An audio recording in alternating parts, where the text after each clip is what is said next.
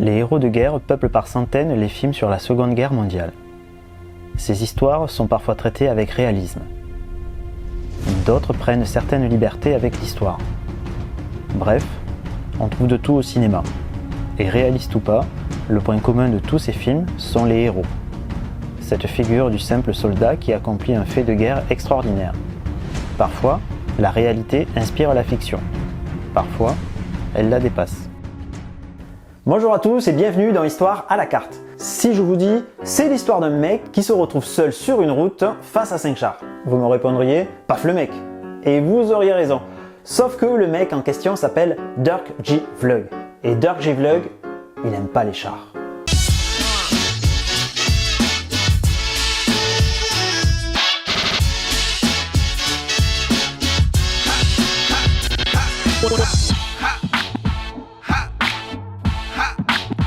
Dirk John Vlug est né le 20 août 1916 dans le Minnesota à Maple Lake, petit village de 600 habitants. Il s'engage dans l'armée en avril 1944 à l'âge de 24 ans. En décembre, il se retrouve aux Philippines dans le 26e régiment de la 32e division d'infanterie. Avant d'aller plus loin dans les aventures de Dirk, faisons un petit retour en arrière pour comprendre le contexte et pourquoi notre héros va se retrouver sur une île des Philippines.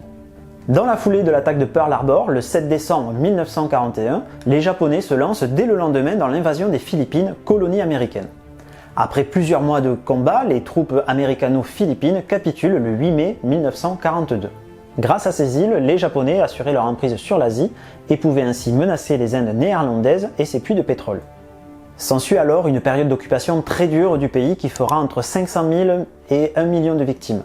Cette occupation sera perturbée par une résistance tenace. Après de très longues années de guerre et les victoires des États-Unis lors de l'attaque japonaise sur Midway en juin 1942, les Américains débarqueront en août 1942 à Guadalcanal, dans les îles Salomon, prendront ensuite les îles Gilbert, Kiribati, en novembre 1943, Saipan en juin 1944, puis enfin s'attaqueront aux Philippines le 20 octobre 1944 avec leur 6e armée dirigée par le général MacArthur. MacArthur était remonté comme une pendule car c'est lui déjà qui commandait aux Philippines quand les Japonais ont débarqué. Cela marquera le début de la bataille du golfe de Leyte qui sera considérée comme la plus grande bataille navale de l'histoire et qui se déroulera du 23 au 26 octobre. Voici les effectifs en présence. C'est impressionnant. Le but des Japonais était de prendre en tenaille la flotte américaine en passant par le nord de l'île de Samar et par le sud de Leyte tout en faisant diversion au nord. La manœuvre échouera et les Japonais perdirent une grande partie de leur flotte. Voici le bilan. Après l'échec retentissant de la bataille de Midway, la flotte japonaise ne se remettra pas de ce nouvel échec.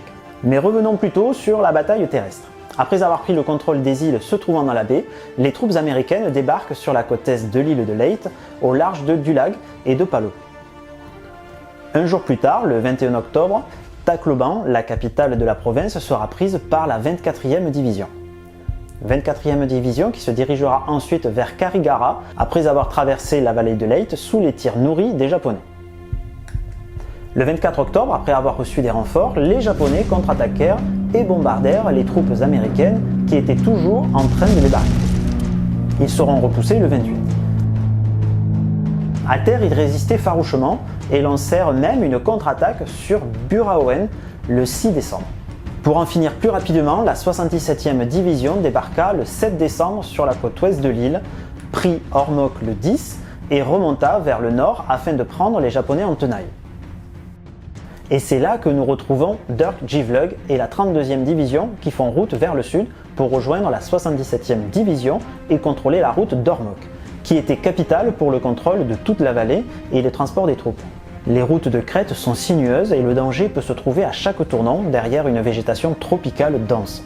D'ailleurs, les Japonais avaient installé des mitrailleuses lourdes à de nombreux endroits stratégiques. La peur était présente à chaque tournant. Dans ces conditions, la progression vers le sud fut très lente et laborieuse. Certains jours, ils ne progressaient que de 30 ou 50 mètres. Le 15 décembre, ils construisirent un barrage routier et peu de temps après, 5 chars japonais de type 95 arrivèrent. Le barrage n'allait pas tenir très longtemps. Le premier char déclencha ses mitrailleuses et tira avec son canon de 37 mm. La division se mit alors à l'abri. Toute la division Non, bien sûr. Dirk se dit, mais pourquoi se planquer? Ce n'est que 5 chars, les gars. Et il se mit à charger à découvert avec un lance-roquettes et 6 cartouches. Ouais. Gardant tout son calme sous les tirs ennemis, il tira et détruisit le premier char, ce qui immobilisa le second. Les soldats japonais en descendirent et ouvrirent feu sur Dirk. Celui-ci répliqua avec son pistolet et tua l'un des soldats, forçant les autres à revenir dans leur char. Dirk tira alors une nouvelle fois et le détruisit. Pendant ce temps, les autres chars avaient avancé. Ils tirèrent sur Dirk qui contourna le troisième char en faisant rouler-bouler et lui tira sur le flanc. Le quatrième et cinquième char étaient maintenant tout proches. Et toujours sans s'affoler, malgré les tirs ennemis, Dirk visa et détruisit le char numéro 4. En voulant le contourner, le char numéro 5 dégringola de la route dans le talus. Et pour immortaliser tout ça, Dirk prit en photo les chars détruits et posa même devant l'un d'eux. Voilà comment un soldat ordinaire, sous le coup de l'adrénaline ou d'un moment de folie, fit une action extraordinaire qui sera déterminante dans la réussite de la mission de son unité. La jonction entre la 32e et la 77e se fit à Kananga, encerclant alors le gros des troupes japonaises. Il ne restait plus qu'à faire route vers l'ouest pour prendre le contrôle de la vallée et de la totalité de l'île le 31 décembre 1944.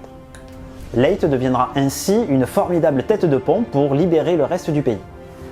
Voici le bilan des forces en présence. En décembre aussi, l'île de Miduro fut facilement libérée. En janvier, la 6e armée débarqua sur Luçon. Manille se souleva contre l'occupant. 100 000 civils furent massacrés. Les Japonais résistèrent farouchement jusqu'au mois d'août. Cette campagne fut très meurtrière. 14 000 morts américains et surtout 336 000 morts côté japonais. La suite, vous la connaissez, prise d'Iwo Jima en mars 1945 et d'Okinawa en avril. Le 6 août, Hiroshima est frappé par une bombe atomique et le 9 août, c'est au tour de Nagasaki. L'empereur japonais Hirohito annonce le 15 à la radio la capitulation du pays. L'armistice est signé le 2 septembre. Alors que deviendra Dirk? Eh bien, il va s'en sortir et rentrer aux États-Unis en un seul morceau. Il recevra des mains du président Truman la Medal of Honor, médaille de l'honneur, le 26 juin 1946 à Washington. A son retour, il sera célébré en héros chez lui à Grand Rapids où il recevra les clés de la ville. Il quittera l'armée en 1948 avec le grade de sergent-chef pour intégrer la garde nationale du Michigan en 1951. Il décédera à Grand Rapids en 1996 à l'âge de 79 ans. Voilà, c'est tout pour aujourd'hui. Vous aurez deviné que l'histoire de Dirk Givlug n'était qu'un prétexte pour vous présenter une bataille fort peu connue de la guerre du Pacifique. J'espère que la vidéo vous a plu. Si c'est le cas, laissez-moi un petit pouce bleu car cela aide au référencement. N'oubliez pas de vous abonner. À très bientôt et surtout n'oubliez pas de rester curieux.